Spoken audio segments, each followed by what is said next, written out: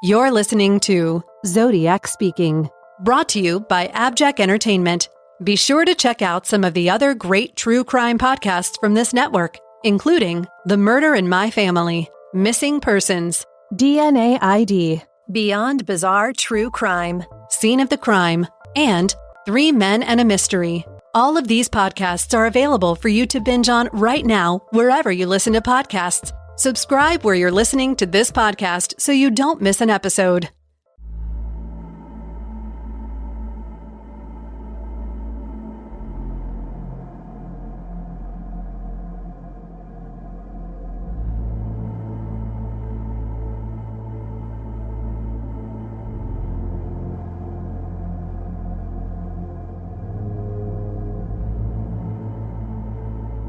This is the Zodiac speaking. Let's take a look back at the Lake Herman Road murders from December 20th, 1968, and go into more detail than ever before, starting with the statement of Officer Pierre Bidou, who performed the drug bust with his partner Steve Armana at the cottage, situated west of the ill-fated turnout on Lake Herman Road. Here I'm going to quote from his recollections in the 2007 documentary, This is the Zodiac Speaking. During that night, we had served a search warrant at what we call the cottage at Lake Herman, which was owned by the city of Benicia. During a narcotics search warrant, my partner and I confiscated about 1.5 pounds of marijuana, which in the 1960s was a big drug bust. Today, it wouldn't get very high on the Richter scale. We had left and were heading back to the police department to put the marijuana into evidence, and as we drove by, we didn't see or observe anybody in that area. There's a turn there, and your headlights shine right into that area as you go by. As I was pulling into the lot at the police department, we heard the Benicia Police Department dispatcher put out a call of a possible shooting and victims on Lake Herman Road, and described the location. My partner and I turned around at the time and responded to the call. Officer Bidou concluded that he had passed the turnout minutes before the murders. Although his recollection was in the 2007 documentary, we do know that the 2 officers seized drugs from the cottage, then drove to the Benicia Police Department, and responded fairly promptly back to the Lake Herman Road turnout that night when the radio call came in about possible victims lying in an isolated turnout. We know that Peggy and Homer Ure twice described the Faraday Rambler on the East Bank when approaching and exiting the Marshall Ranch that night. They arrived shortly before 11 p.m. and left at approximately 11 p.m., heading towards Benicia. So that Officer Bidou passed the turnout before the Ures, he would, by his statement, likely have noticed the Rambler parked on the East Bank, but he didn't. The 2 raccoon hunters, Robert Conley and Frank Gasser, departed the Marshall Ranch shortly before the Ures. Their time of leaving was estimated to be at about 11:05 p.m. Robert Conley gave 2 statements to police, and on both occasions described the Faraday Rambler parked on the West Bank facing the gate. The next person to pass the turnout, also heading to Benicia for his graveyard shift at Humble Oil, was James Owen, estimated by police to have passed the turnout at approximately 11:14 p.m. He described the Rambler back on the East Bank, accompanied by a second vehicle a few feet to the right of it. Therefore, the only possible way Officer Pierre Bidou could have failed to see the Rambler in the turnout is if it was on the West Bank. This means he must have passed the turnout sometime between the Ures and James Owen, when the Rambler had shifted position to the West Bank, as described by Hunter Robert Conley. It would also mean that Officer Bidou was correct in concluding he had passed the turnout minutes before the murders, sometime between 11 p.m. and 11:14 p.m. It may be a simple case of Robert Conley noticing the dimly lit Rambler on the West Bank, but Officer Pierre Bidou failing to notice it because he was preoccupied by his recent drug seizure and the individuals he had just arrested. It's pretty clear that Officer Bidou would have noticed the Rambler on the East Bank, because his headlights would have illuminated that section of the turnout. So he must have passed the turnout at around the same time as Robert Conley. Officer Pierre Bidou stated, quote, "As I was pulling into the lot at the police department, we heard the Benicia Police Department dispatcher put out a call of a possible shooting and victims on Lake Herman Road." End quote. We know that Stella Medeiros passed the turnout at approximately 11:20 p.m. and raced off to Benicia, where she flagged down Captain Daniel Pitter at 11:25 p.m, reporting what she saw in the Lake Herman Road turnout. Captain Daniel Pitter probably radioed this in at around 11:26 p.m. The statement by Officer Pierre Bidou must not be taken literally. He had to deposit his drugs bust into the evidence locker of the police station. He had likely been at the Benicia Police Department anywhere up to 5 minutes when the radio call came in from Captain Daniel Pitter at 11:26 p.m, meaning that a possible 13 minutes had elapsed since he previously passed the turnout at Lake Herman Road, because the journey time from the turnout to Benicia Police Department is approximately 8 minutes. That would place Officer Pierre Bidou passing the turnout at approximately 11:13 p.m. He may have passed the turnout slightly earlier, but this timeline corroborates the notion of him passing the turnout just before James Owen, and at a time when the Rambler was on the west bank. This is the only way he could possibly have failed to see the Rambler. This strongly suggests that the Faraday Rambler was parked on the west bank when the Zodiac killer arrived at the turnout. Then James Owen passed the turnout literally moments later, and he spotted both vehicles back on the eastern side of the turnout. Excluding Officer Pierre Bidou from the equation, we have the last sighting of the Rambler alone in the turnout given by Robert Connolly when he described the Rambler on the west bank facing the gate. Then James Owen described the Rambler back on the east bank. The only difference was the arrival of the second vehicle. Therefore, it is perfectly logical to conclude that this second vehicle may have been responsible for the change in position of the Rambler from the west to east bank. In other words, the Zodiac killer pulled up behind the Faraday Rambler and ushered it across the turnout floor, possibly under the guise of a police officer, and similar to his approach at the Blue Rock Springs Park about 6.5 months later. For over half a century, it has been widely accepted that the Zodiac killer arrived at the turnout and pulled alongside the Rambler on the east bank, and while this cannot be fully excluded, the eyewitness recollections do not support this notion. The evidence from the police reports points more towards the Rambler being ushered from the west bank to its final resting position by the killer of David Faraday and Betty Lou Jensen. Many Zodiac researchers and amateur sleuths have pondered the notion of more than one Zodiac killer during the canonical crimes. So can we show any evidence that more than one person was involved in the Lake Herman Road murders? The short answer is no, but we can show that more than one weapon cannot be ruled out in the attack on David Faraday and Betty Lou Jensen. The police report states as follows: 5 Super X 22 cartridge cases found at scene by coroner Dan Horan were turned over to RO at the crime scene, and 4 Super X cartridge cases found at scene by Sergeant Silva were turned over to RO at mortuary. These casings, along with the bullets, were sent to the Department of Justice and the Bureau of Criminal Identification and Investigation, where they were examined. The document again details these 9 casings, only in an itemized list that read as follows: 1. Bullet from Faraday's body.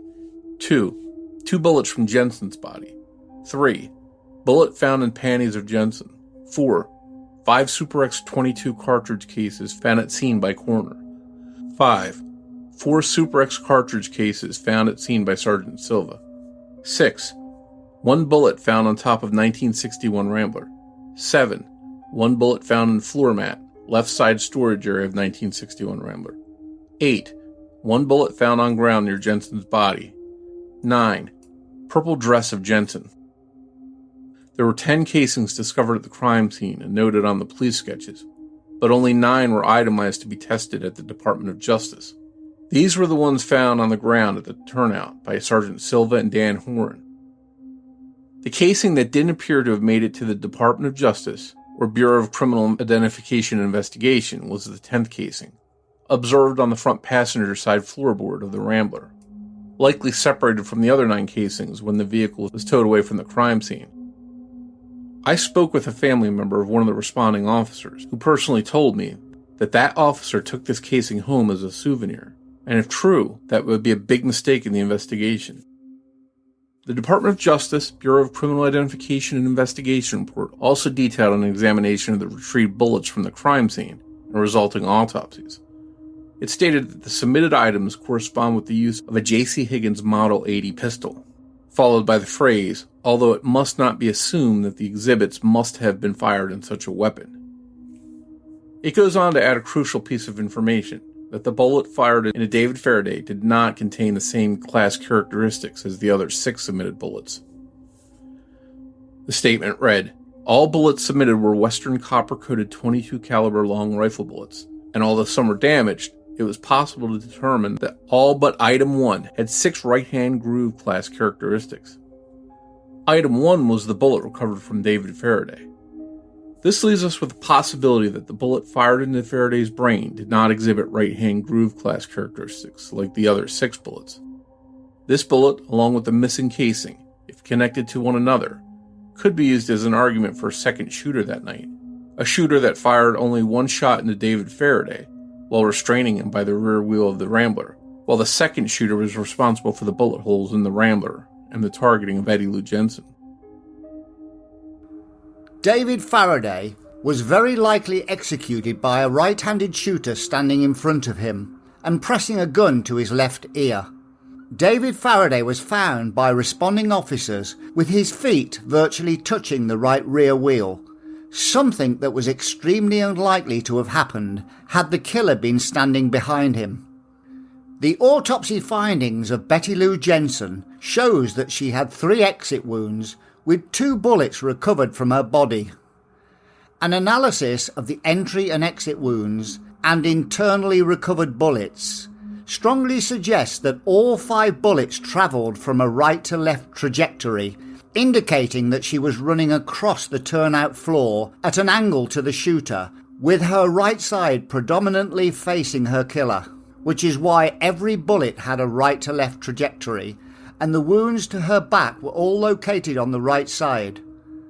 Although bullets can be deviated by the internal structures of the body, the fact that there was a consistency in the path of all 5 bullets through her body lends strong weight to this hypothesis. With each shot the killer made, the angle of the bullet path through her body diminished as she travelled further away from the shooter, but the autopsy findings indicate, including the gunshot residue noted on the uppermost hole in her dress, that at least 3 of the shots, if not all, were delivered at very close range, and Betty Lou Jensen literally staggered to her final resting position. These autopsy findings strongly negate the premise of a killer extremely proficient with firearms. He may have been, but the autopsy findings and grouping of wounds to the right side of her back cannot be used to justify an expert in firearms or a suspect with a military background. As with the Sherry Jo Bates case, it is imperative to read the autopsy findings before making bold conclusions based solely on a visual of the crime scene. There were 6 bullet casings closely grouped outside the passenger door of the Rambler, 1.5 inches to 4.5 feet from its right side, not only giving us an idea where the killer was likely standing that night when he targeted Betty Lou Jensen, but suggesting that he fired at Betty Lou Jensen 6 times, missing once. In a dark turnout, focusing exclusively on Betty Lou Jensen fleeing west, it is highly unlikely the Zodiac killer would have turned his back on David Faraday to sight the running victim, had David not been incapacitated first. With 1 killer that night, David Faraday would have almost certainly been shot before Betty Lou Jensen. With 2 killers that night, sadly, David could conceivably have witnessed the demise of somebody he loved dearly on a cold, harsh night in December of 1968. An episode of Great Crimes and Trials in 1995, featuring the Zodiac case, made an extremely unusual statement. It said of the Paul Stine murder in Presidio Heights that, quote, any doubts about the killer's identity were dispelled the next day when a letter from Zodiac arrived at the San Francisco Chronicle. With it was a blood-stained piece of the driver's shirt and a bullet from the same pistol that had killed Jensen and Faraday. Magazines and newspaper articles, as well as TV documentaries, are not immune from making glaring errors in their reporting. But this episode of Great Crimes and Trials completely invented something that had never been mentioned in the previous 26 years of Zodiac reporting. It claimed the bullet had been mailed alongside the bloody shirt piece of Paul Stine. Ordinarily, this could be dismissed as poor reporting if it wasn't for the fact that 1 bullet was missing from the evidence submitted to the Department of Justice and the Bureau of Criminal Identification and Investigation. This was corroborated by the police report, which detailed the following bullets retrieved. 1 from David Faraday at autopsy, 2 from Betty Lou Jensen at autopsy, 1 from her panties, 1 found on the ground at the turnout in the blood-stained path of Betty Lou, and 2 from the Rambler. This means that 7 bullets were documented by the police report, and 7 bullets were received by the Department of Justice for examination. But we know that law enforcement stated that 8 bullets must have been recovered from the victims in turnout, based on 5 entry wounds to Betty Lou Jensen, 1 entry wound to David Faraday, and 2 bullets in the Rambler. In other words, there were 6 shots to the victims and 2 to the Rambler, but only 7 bullets were ever listed in the police report and Department of Justice files. Betty Lou Jensen sustained 5 entry wounds, but only 4 were ever listed in either the police report or the DOJ files. 2 were recovered inside her body at autopsy. 1 was found in her panties, and 1 was found on the ground at the turnout. This means that the 5th bullet that struck Betty Lou and exited her body was never found. Then we have the Great Crimes and Trials documentary claiming that 1 bullet was found in the Paul Stine letter received at the San Francisco Chronicle on October 14, 1969, accompanied by the Zodiac killer stating, "I am the same person who did in the people in the North Bay area." If there really was a bullet in the Paul Stine letter, was it mailed as proof to the Zodiac's connection to the Vallejo and Benicia crimes in the North Bay area? How do we justify an argument for 2 shooters? Imagine the point where the second vehicle pulls up alongside the Rambler with 2 occupants. The driver and passenger exit the vehicle, but the passenger has to refrain from shooting because of the fear of striking his accomplice. The driver, upon exiting his vehicle, fires at the Rambler, striking the top of the Rambler, walks forward and fires a second shot into the right rear window and summons the couple under threats to exit the Rambler's passenger door. Betty Lou Jensen exits first and is either secured or held under gunpoint by the driver of the second vehicle, somewhere by the passenger door of the Rambler. The passenger of the second vehicle inevitably reaches the Rambler after the driver and secures David Faraday under gunpoint as he exits the Rambler, pinning a gun to the left side of David Faraday's head by the Rambler's right rear wheel. Betty Lou Jensen then attempts to flee by running west across the turnout floor, or is directed by the driver of the second vehicle to run and is cut down by 5 shots to the right side of her back by him. The driver has now fired at least 7 times, probably missing twice as he aimed at the Rambler and or Betty Lou Jensen. Therefore, he has fired 9 times in total. David Faraday has either been executed already or is now executed by the right rear wheel of the Rambler by the passenger of the second vehicle, holding him with a gun to his head. With David Faraday facing away from the Rambler and facing his assailant next to the rear wheel, we can now see how a right-handed shooter firing 1 shot into the left side of David Faraday's head could eject a cartridge case to the rear of the gun and into the open passenger door of the Rambler. The casing could either enter the passenger footwell directly or deflect off the door. This would be the casing separated from the other 9 casings when the Rambler is later towed away.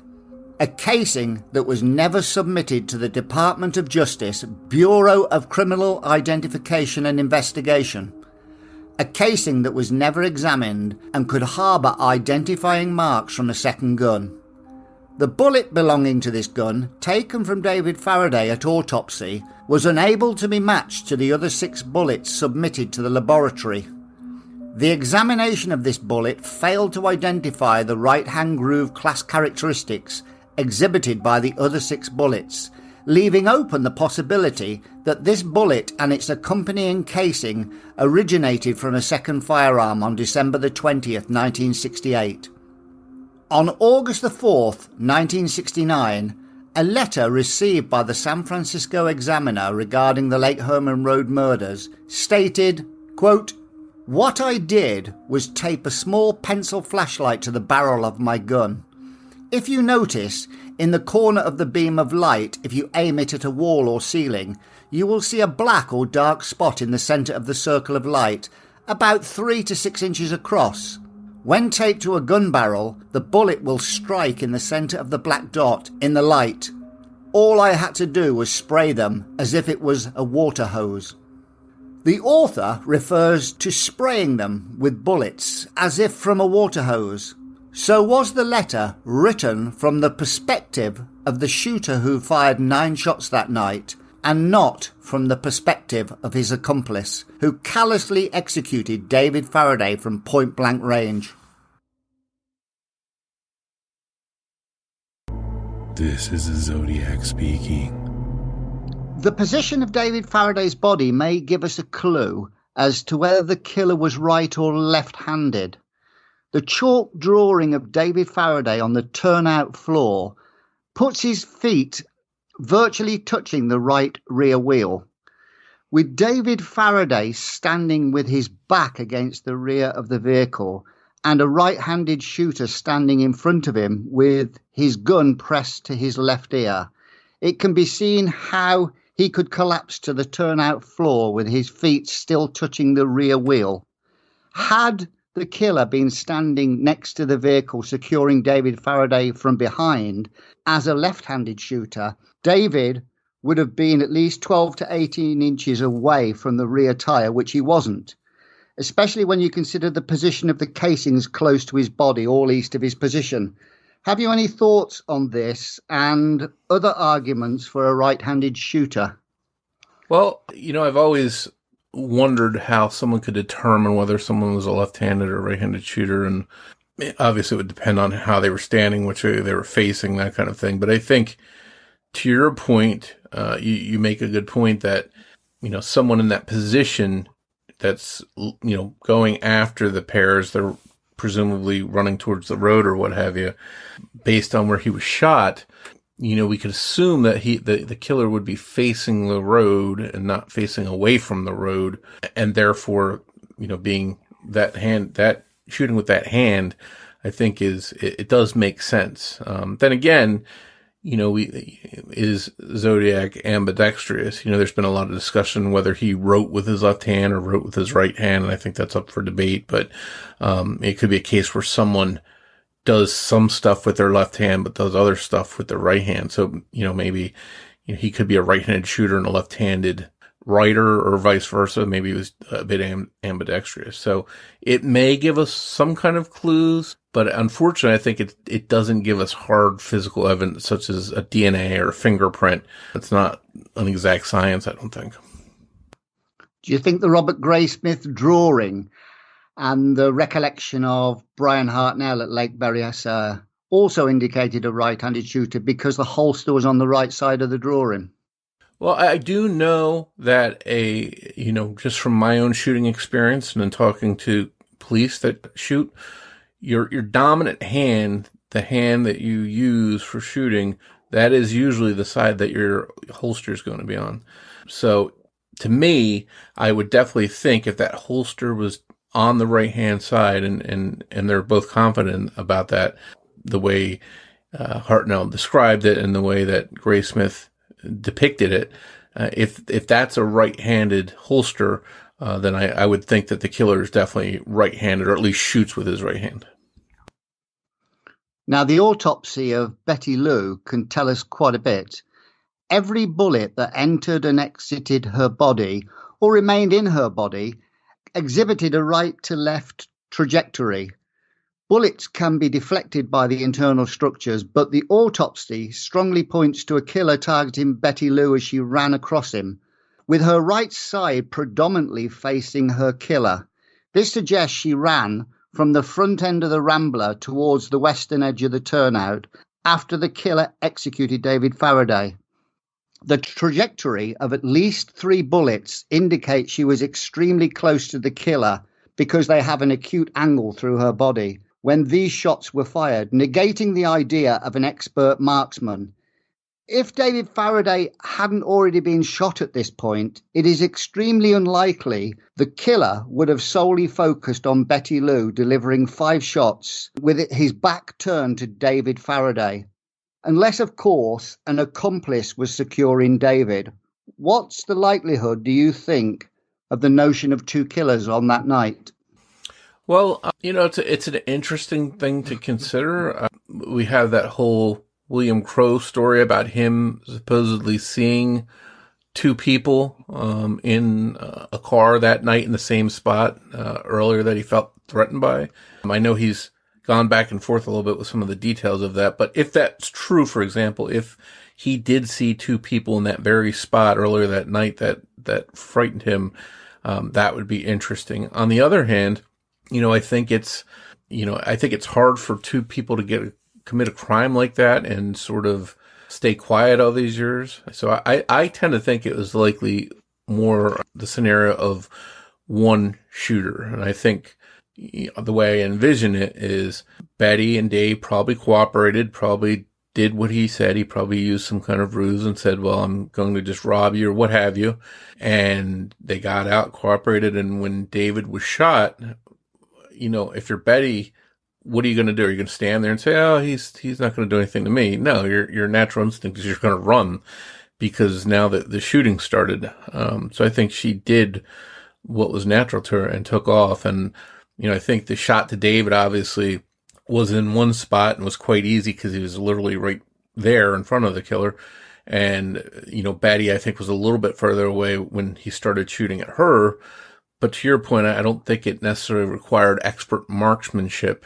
Depending on the lighting conditions, obviously it would be hard to duplicate the lighting conditions of that night without being there on the spot and doing some experimentation. But I don't think it would be incredibly hard to hit someone in the back. You're shooting for center mass.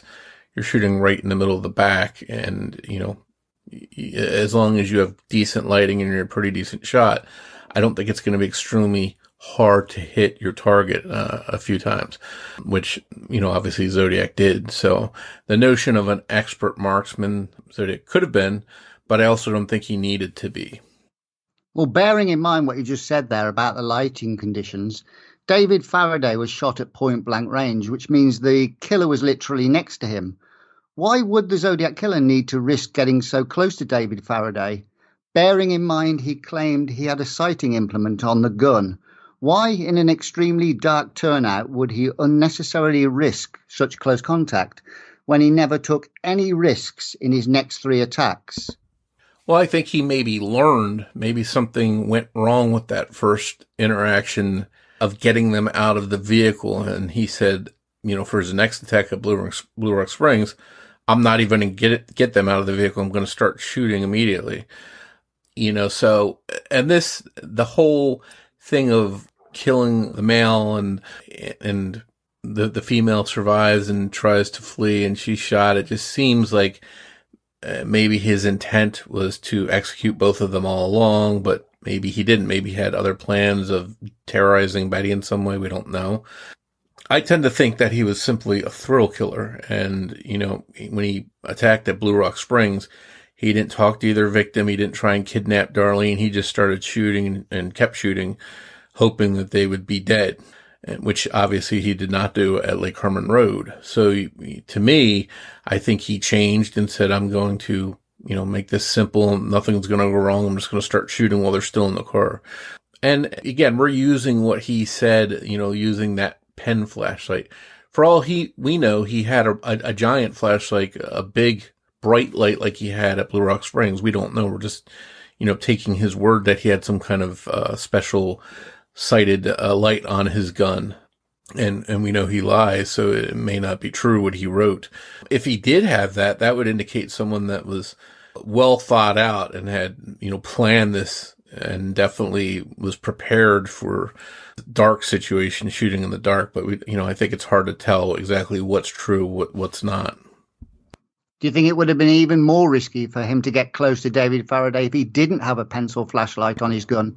And if he had a pencil flashlight, why didn't he just keep his distance from David Faraday and just shoot him from 2 or 3 feet away?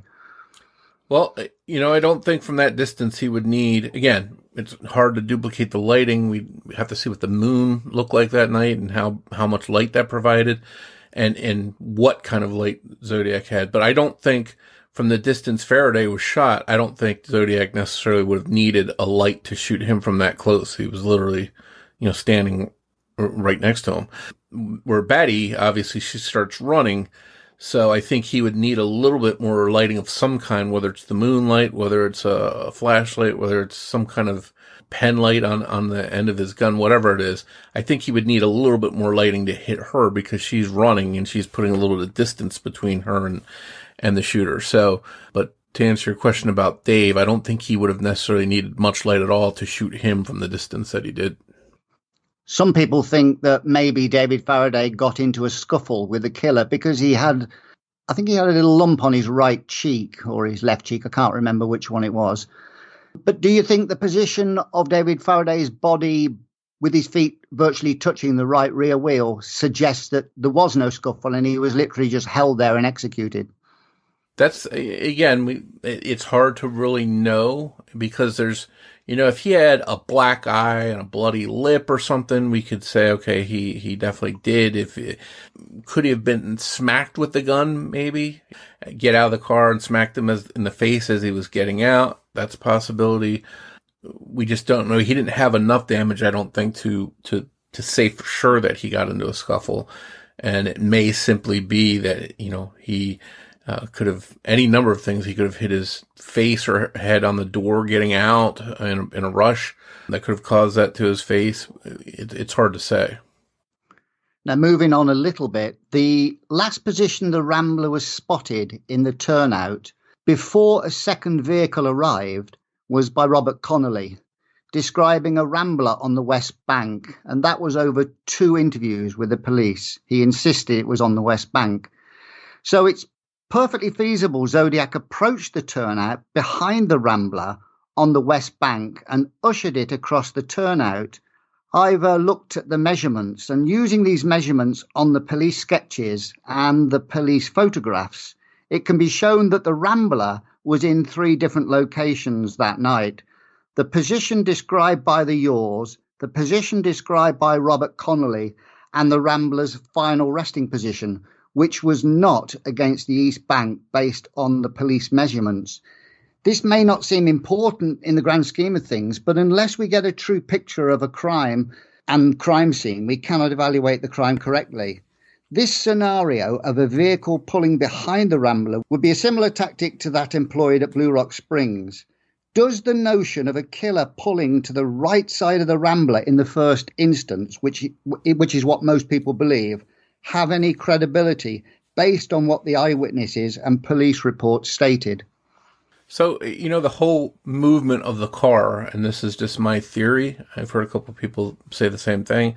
I think it's possible Dave and Betty moved their car around a couple of times. Maybe the light as people came around the bend was shining on them, shining in their mirrors, shining in their eyes, what have you. And it got annoying. I mean, in one report, the witness stated that he saw David sit straight up as the light, came into the car. So I think it's possible they moved their car around in different spots to try and eliminate some of the light that they're shining in on them. That's just my own theory. What I go by, and what's most important to me is, what James Owen saw. Again, assuming he's being truthful, we have a second car parked next to Dave's car, the way Dave's car was found. It's right there next to it. And a quarter mile up the road, which is just seconds, James Owen thinks he hears a gunshot. I'm a little bit skeptical of some of the stuff James Owen has said, but assuming that he's right about seeing the cars in the position they were and hearing that gunshot seconds later, I don't think there's any time to move any cars around after that. I think the way James Owen claims he saw the cars, the way, Dave's car was found, I think that lines up with the killer being parked next to them. So in that scenario, I don't see a situation where Zodiac would have pulled in behind them because it just doesn't line up with what James Owen saw. And the interesting thing is, which just makes it even weirder, is that James did not see any people around inside the cars, outside the cars. He didn't see anyone lying on the ground, so it's not like the shooting had occurred. So my question, where was everyone when he drove by? But then, again, he says seconds later, he hears the gunshots. So those two things don't line up for me. I don't see how you can drive by, see no people around any place, inside or outside of the cars, and then seconds later, you hear gunshots, because we know from the evidence that Zodiac ordered Dave and Betty out of the car. So how long does it take to order someone out of a car? You know, it's almost as if everyone would have had to have been hiding when James Owen went by, and then all of a sudden they reappear in their cars. Zodiac orders them out, and then the shooting starts within seconds. I've always had an issue with that, which is just another nagging point about this particular attack, but it's one of those things we'll probably just never know the answer to. Well, I'll get to James Owen in a minute, but the last eyewitness before James Owen was Robert Connolly, and he did describe it on the West Bank twice. Then when James Owen passed, it's back over, according to him, on the East Bank. We know no other eyewitnesses noticed the vehicles in between that period. The only difference was Zodiac had arrived. That was what I was trying to say, that he probably arrived when it was on the West Bank, not on the East Bank. And it was only on the East Bank because Zodiac moved it there. Do you know what I'm saying? Yeah, and that's a possibility. I personally I don't think it's likely myself. I don't see why he would move them from one spot to the other. I don't know what benefit that would be for him or what motive he would have for doing that. Just to move them to a different spot where they then get out of that side, that spot, and he shoots them there. Why wouldn't he just shoot them where he first found them on the other side, rather than moving them? So I don't see a benefit or a reason that he would move the car. And I think, again, just my opinion, I think if Dave's car was in a different spot, he simply moved because he was, the lights, whatever reason, were shining a lot on the car at that point, and he moved over to the other spot. And I personally think that Zodiac pulled in next to them. And I'm just, again, I've pictured this scenario in my mind many times. I think it's possible that Zodiac pulled in next to them, got out, tried to order them out of the car, and Dave may have tried to back out, perhaps, to get away, sensing something was wrong, and Zodiac fires that first shot into the roof. At that time, maybe Dave realized what was going on, and he stopped and put it in park, and that's when Zodiac ordered them out. To me, that's a likely scenario that I can see playing out. But again, it throws the whole James Owen account into flux in my mind. So I've always had difficulty with the whole scenario of what exactly happened. Have you questioned why a killer would pull to the right side of the Rambler? If it was on the East Bank, why he would pull to the right side of it and not the left, or attempt to block it in? Because he must have realized if he appeared out of his vehicle with a gun in hand, they might try and reverse out of there. Well, and to me, what I'm thinking is, and this is why I think he learned from his Lake Herman Road experience, I think things didn't go the way he wanted. I think it's possible, as I just mentioned, that Dave tried to back out and he shot a warning into, to the roof of the car, warning shot to let him know, I mean business, don't try and leave. And that caused Dave to put it in park. And I think you can see some changes at Blue Rock Springs. For example, he doesn't park next to them. He parks in back of them, making it difficult for them to get back out. And then he doesn't order them out of the car. He shoots them in the car. So to me, those are things that he learned from his first attack at Lake Herman Road that didn't work or didn't go as he planned. And he made those changes at Blue Rock Springs, making it, backing it, so they couldn't back out, parking in back of them, for example, one thing, and not trying to get them out of the car is the second thing. I think he learned lessons from his first attack. So what reason do you think for him pulling the couple out the vehicle was? He could have just shot them in the car. Yeah, and I'd have to get in his mind to know that. I don't, any number of us could put a theory out and technically be right, but there's no way to prove it. It may have been simply to terrorize them. Maybe he had planned to abduct them, any number of things. Maybe he was going to do what he was going to do at what he did at Lake Berryessa. Maybe he was going to get them under control with a gun and then stab them. Who knows? Could have been any number of different reasons. But whatever the reason, I think he realized I can't get these people out of a car. I've just got to start shooting them in my next attack. And that's what he did at Blue Rock Springs. So I think he learned lessons from that Lake Herman Road attack. Going back to you mentioning James Owen not seeing anybody in or around the vehicles at Lake Herman Road, the most puzzling aspect in the Lake Herman Road case is James Owen seeing no car in front of him traveling towards the turnout. And like I said in the last podcast we did on Lake Herman Road, there's a good 40-second stretch where he can see in front of him and no vehicle was in front of him. He also saw no vehicle or headlights entering or approaching the turnout from the opposite end of Lake Herman Road. This means that the two vehicles he spotted in the turnout had been alongside each other for a minimum of 20 to 30 seconds, could have been minutes. No attack was underway, no bodies were in the turnout, and nobody was in the vehicles or around them. How is this possible? I don't know, and that's one reason I initially had some suspicion of James Owen, because it's his entire account that's sort of controlled the narrative, and I had suspicion of him. Now, I did a lot of research on him, and I said, could he have been Zodiac?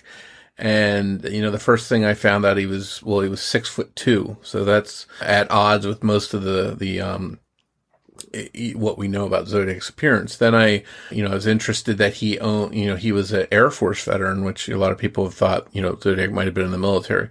And he seemed like a stand-up citizen. He was a manager at Humble Oil. He was an Air Force veteran. I think he was in for 20 odd years. And by all accounts, he was a good family man. Now, I interviewed him years ago, and I don't remember how long it was. He's passed away since then. But, in my conversation with him, he said a couple interesting things. He said something when I asked him about the areas, just telling me a little bit about the areas and what it was like driving around Lake Herman Road. He said something which still stands out to me this day, and I don't know if that recording's out there anyplace. I don't have it. I somehow deleted the file, but if anyone remembers listening to it, he said something, and the exact words he used were, "I don't know. I never did cruise around that area," which was something the Zodiac said. And, Zodiac used that word, cruise around, and that hit me as soon as he said the words. I remember thinking to myself, wow, he just used that exact phrase. Now, again, it's not solid evidence. That doesn't mean anything, but those words jumped out to me as soon as he said them at the time I was talking to him. And then a couple other things he mentioned. He mentioned that the Zodiac, it was no big deal. He said that was another specific thing, the whole Zodiac saga going on in Vallejo. He used the words, it was no big deal, not even concerned. He had teenage kids at the time that were in that age range that could have been Zodiac victims, but he didn't seem concerned at all about it. So again, I had some suspicion of him. I still can't account for what he said, and it just doesn't seem to line up with what we know. I can't explain how he would drive by, see both cars, but see no people in or around the cars. I don't know where they would have been. I don't see any situation where Zodiac takes them and hides them in the field someplace, and then seconds late, and then puts them back in the car and then orders them out all in seconds. Well, Owen goes by and, seconds later, here's this gunshot. Now, I tend to see how witnesses can start playing stuff in their mind and start imagining stuff or making stuff up that didn't even happen. Maybe he didn't even hear this gunshot. Maybe when he was thinking back about it, he just started saying, well, maybe he's imagining this gunshot. I could see him doing that and adding that detail. Maybe there was no gunshot. So maybe the time frame didn't have to be as tight as it was. Maybe, he went by and and Zodiac and Betty and Dave were all ducked down in their cars for all we know. There's no way to know. But the gunshot, hearing that seconds later, would not line up with the timing of the attack. So That's always stuck with me. Another thing that was interesting, and while we're talking about James Owen, the next morning after his midnight shift ended, he's at the crime scene. He's standing there and they've got these chalk outlines of bodies and stuff. And he came forward willingly. He didn't, nobody had to go searching for him. He willingly came forward and stopped at the crime scene. And you would think that at that first interview, hours after the attack, where you're standing there and you see chalk outlines on the ground of the bodies, you would say, I heard a gunshot right when I drove by. Well, he didn't say that. It wasn't until I think it was 3 days later that they interviewed him a second time that he remembers hearing this gunshot. So either he's elaborating on his story and inventing this gunshot, or maybe he suddenly remembered it.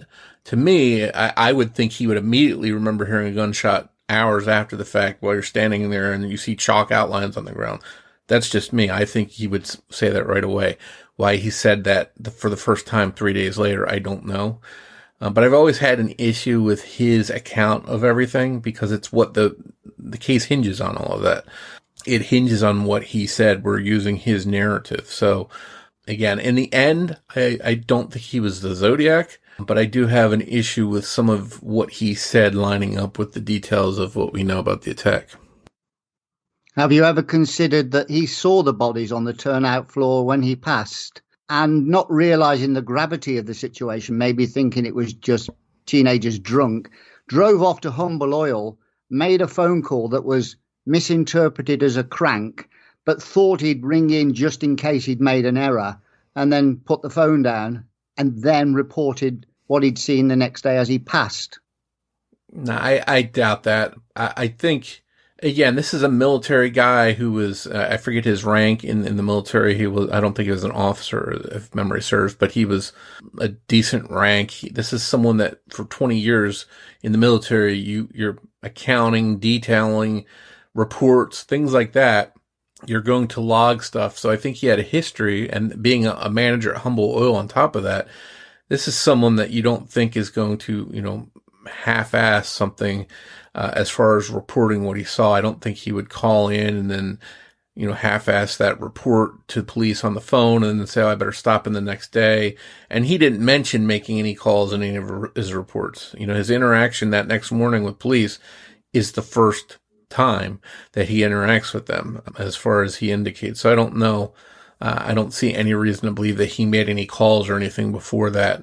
I think that was his first discussion with police. But I agree with you. I can't fit his story into the equation. It just doesn't fit somehow. But and let me just say one other thing. It could be also a scenario of maybe James Owen didn't see anything. Maybe he's just a person that, for whatever reason, people do this. They want to inject themselves into the case. So he may not have seen or remembered anything that night, and he made that up. Again, I don't know him. I don't know his character.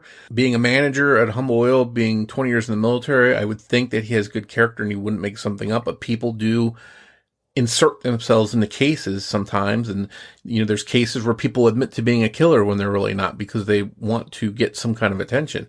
So as he told me that night, he heard people starting to talk about the shooting on the overnight shift as they were coming in the next morning to take over for him while he was leaving. And that's when he first started hearing about the shooting, because Humble employees were talking about it.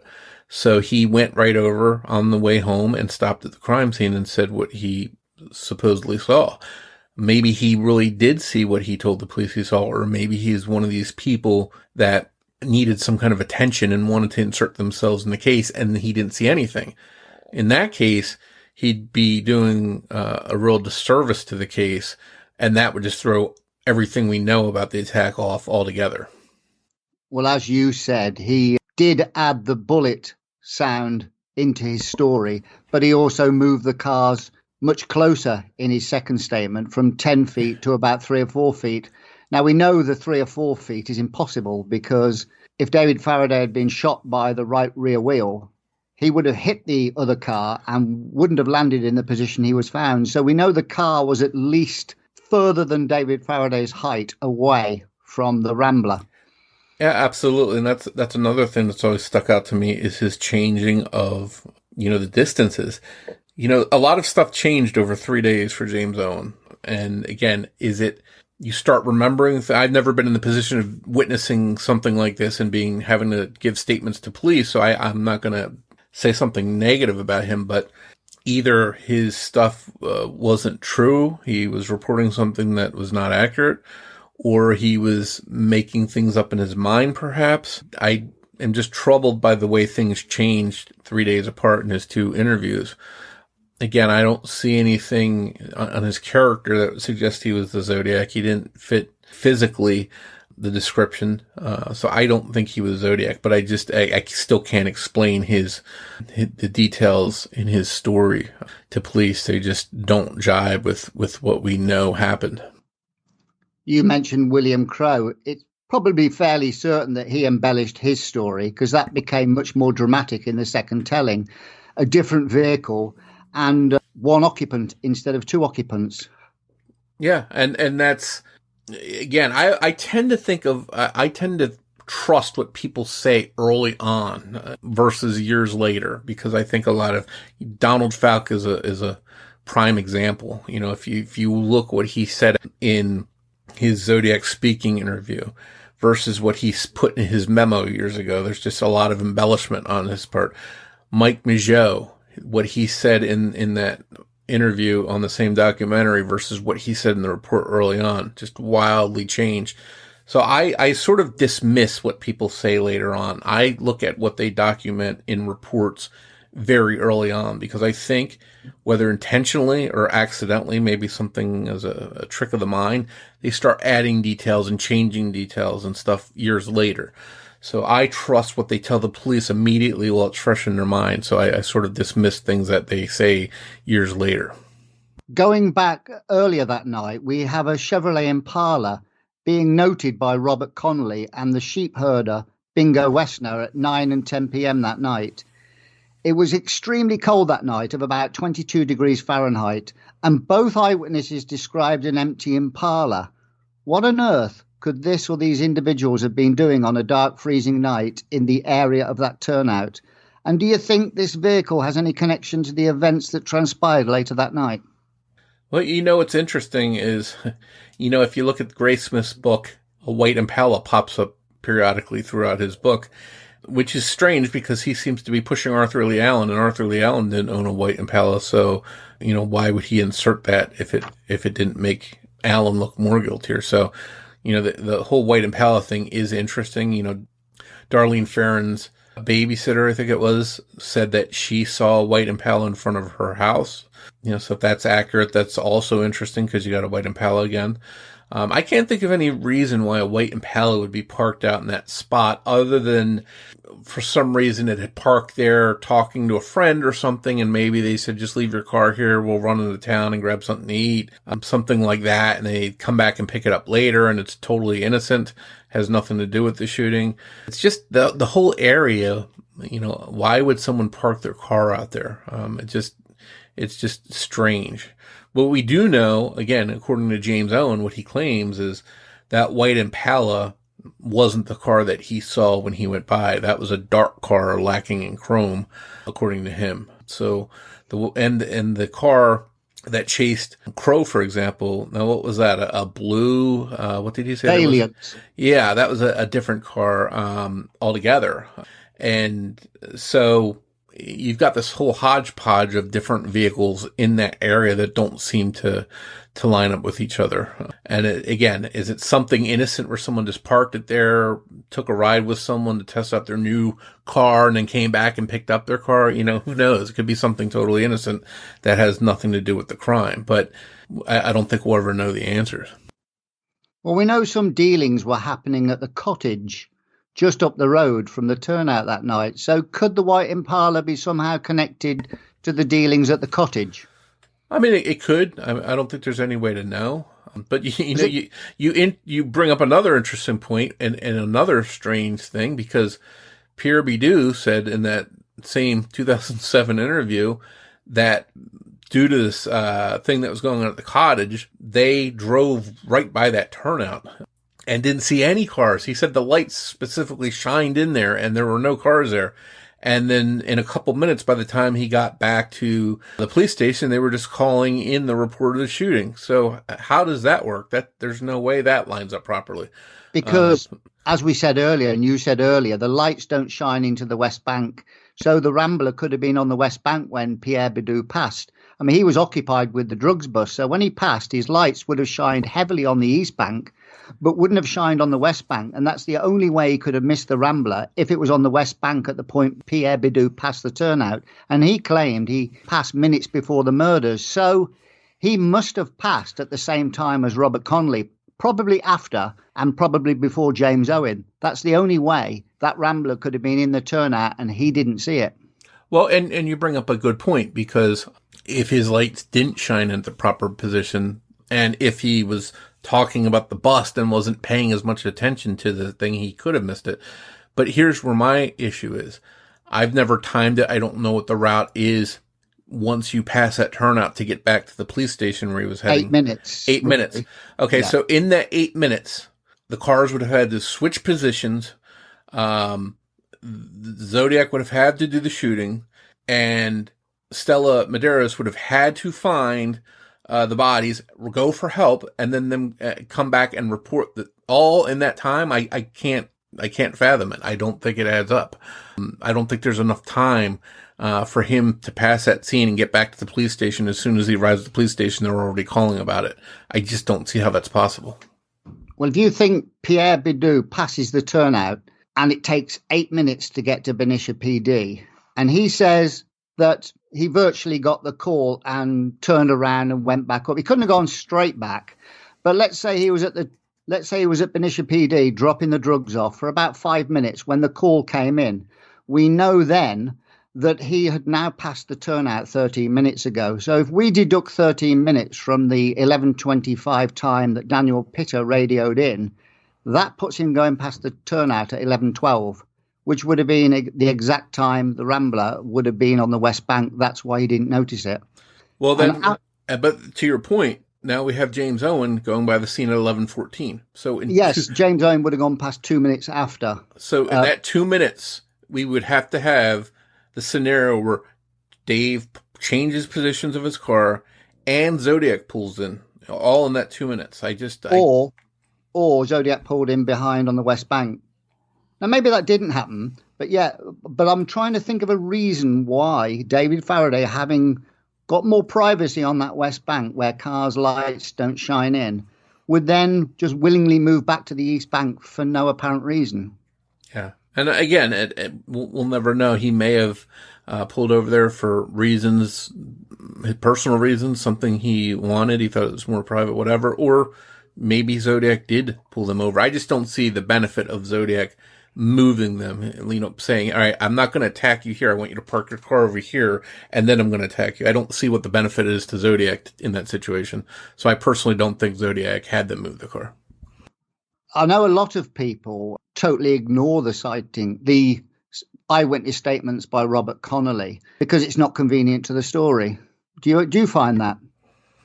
I mean, some do. Again, these witnesses helped build a timeline that night. And one thing the police really did that I thought was really good police work was they didn't take the person's word for the time. When they said, I went by there, it was 11:06. I got in my car at 11:06.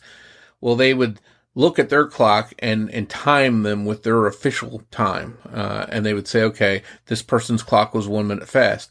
Stella Medeiros, for example, her clock was off by, I think it was 4 or 5 minutes. So they corrected all these people's times based on the times they told them and put an accurate timeline together. So that's one thing that the police did really well in this case.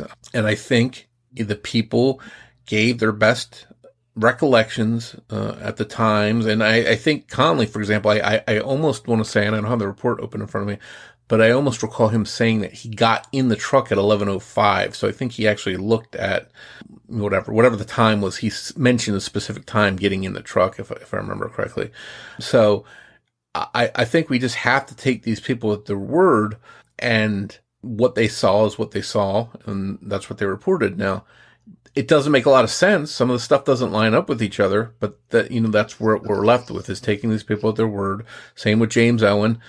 We just can't make sense of what it is, why the times and what they all saw, doesn't line up with each other, but they reported what they reported. Now, in terms of the crime scene, we know that 2 bullets were never retrieved that night. Now, we've covered this a little bit before, but I'll bring it back for this episode. So 2 bullets went missing that night. Probably missed the Rambler or missed when he was shooting at Betty Lou Jensen. The police calculated that 8 bullets had been fired that night by adding the 2 retrieved from the Rambler to the 6 that struck the victims. That means 8 in total. The bullet from Faraday was detailed in the DOJ report, as were the 2 from the Rambler, but only 4 of the 5 bullets were detailed from Betty Lou Jensen in the DOJ report. 1 from her panties, 1 from the turnout floor, and 2 recovered from inside her body at autopsy. 1 was missing, making the claim in the Great Crimes and Trials documentary of a bullet from the Lake Herman Road crime scene being found in the Paul Stein letter very interesting. The Zodiac wrote, "I am the murderer of the taxi driver over by Washington Street and Maple Street last night. To prove this, here is a blood-stained piece of his shirt. Then he said, I am the same man who did in the people in the North Bay area. Wouldn't an enclosed bullet have proven his connection to the Vallejo and Benicia attacks?" Well, it could have if they could do ballistics on it and say, okay, this is the gun that indeed killed them. Now, I tend to doubt that story that there was a bullet in that letter, because I think he would have mentioned it in the letter. He said, here's a piece of Paul Stein's shirt, but he doesn't say, and here's a bullet to prove I was connected to the other shootings. So I personally don't think that's accurate. You can read that letter and see that there's no place to where it was in there and blacked out, redacted or anything. You can see clearly what was written, and there's no place where Zodiac wrote that there's a bullet in the letter. So I tend to doubt that. Now, I also, I spoke to a relative of an investigator on the scene. And I think I've said this name publicly. I'll say it again, but I spoke to a relative of Russ Butterbach, and this relative told me that Russ brought home what they called a souvenir for the case. And the way they described it, it was either a bullet or a shell casing. It was some evidence from the crime scene. And they specifically told me that Russ kept that as a souvenir. Now, that could explain, if it's a bullet, that could explain a missing bullet. It could have been a shell casing. I don't know what it was. This is a secondhand story from a relative of his that said he specifically took one home as a souvenir. So obviously that's an issue. Then again, back then, the police investigations, the criteria and what checklists that they followed and rules they went by were sort of not the same as what they are today. I don't think any investigator today would go, take a piece of physical evidence from the scene and keep it as a souvenir in a case. But again, Russ Butterbach wasn't even a seasoned detective or an investigator, basically. So I think this is a small town police agency that didn't really know how to do stuff properly, or at least Russ Butterbach didn't. And, if his family members being truthful, which I don't know why they wouldn't be, he took physical evidence. Again, I don't know if that's a bullet or a shell casing. It was definitely something from the crime scene. Mike Rodelli told me it was a casing. But what I do find really strange is I know newspapers they get their facts wrong on many occasions, but here they've plucked something completely out of thin air, which is surprising because their claim of a bullet being in that letter matches with the DOJ report of a missing bullet that was never retrieved from the crime scene. So how did they know this? Or is it just a sheer coincidence? Yeah, I don't know. I can't, again, I think just going by the Paul Stein letter where he writes, here's a piece of his bloody shirt. If the way I know Zodiac, I think he would have bragged and wanted to show proof that he was the killer of the Lake Herman Road victims, I think he would have wrote that right in the letter and said, by the way, I also killed the Lake Herman Road victims. Here's the bullet, one of the bullets I used. I think that would have been in that letter, and you can clearly see it's not in that letter anyplace. No. Could he have had a separate letter in there that they never released and we just don't know about it? Where it says, oh, P.S., here's this other letter, and I killed the people at Lake Herman Road, and here's the bullet. Sure, that's a possibility, but I just tend to think that there was no bullet in that letter, and that's just my personal belief, and I've never seen any documentation, any of the police reports indicating there was a bullet sent in that letter. Because when he committed the Lake Berryessa attack, he never wrote about that one at all either. Yeah. And, he did make a reference to, what do you say, the people in the North Bay area. He wasn't very specific. Yes, that's right. And he put September in the dripping pen card.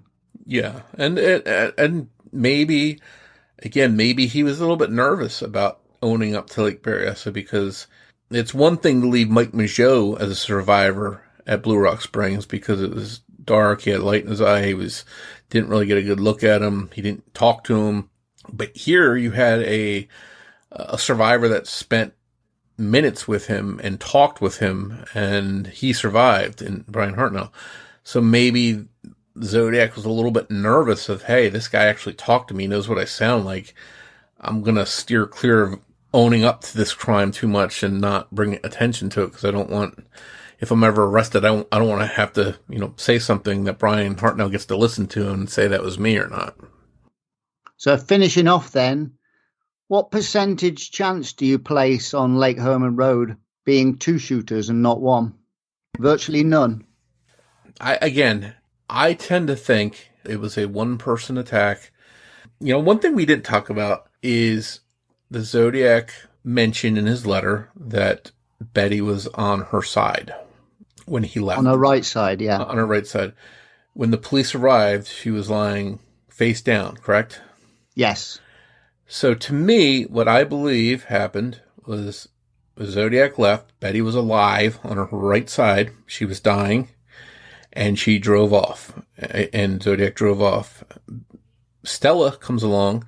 She sees Betty on her right side, right? I think that's in the report as well. That's correct. That puts them both at the crime scene within a very short time of each other, yes. And then Pitta gets back to the crime scene. Betty is now face down. So I think she died and fell over face down.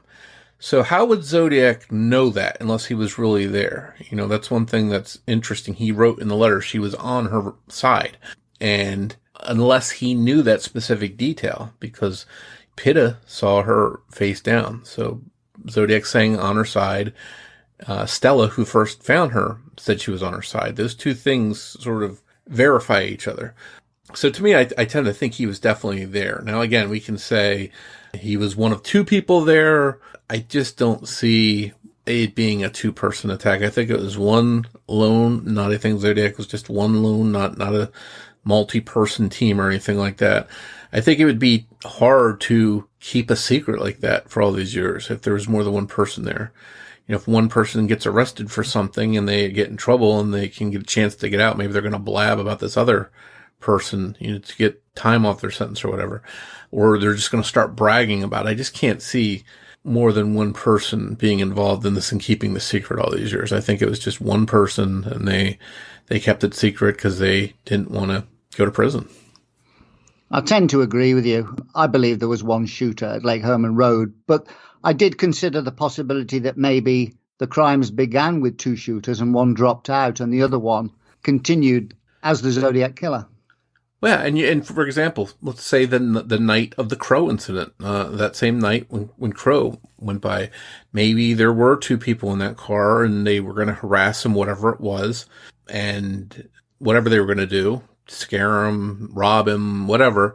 And one of those two people got dropped off, and the other person could have gone back to the scene later on and attacked. So it could have, and that second person that was there may not even have an idea that the other person went back and killed someone.